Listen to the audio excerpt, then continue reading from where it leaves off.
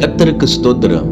இந்த நாளுக்கான தேவ வார்த்தை ஆதியாகமம் 28 அதிகாரம் 15வது வசனம்.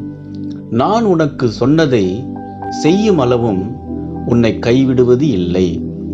இந்த நாளுக்கான தேவ வார்த்தையின்படி ஆண்டவராகிய இயேசு உங்கள் தடைகளை நீக்குவார்.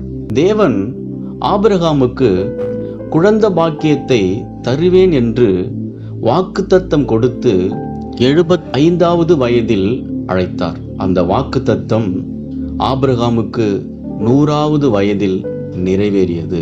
உங்க வாழ்விலும் பல சூழ்நிலைகள் தடையாக தெரியலாம். ஆனால் தேவன் சொன்ன வாக்குத்தத்தம், அவருடைய வார்த்தை உங்க வாழ்வில் நிச்சயம் நிறைவேறும். விசுவாசியுங்கள், மகிழ்ந்து களி கூறுங்கள். ஆண்டவராகிய இயேசு உங்களை ஆசீர்வதிக்கிறார். ஆமென்.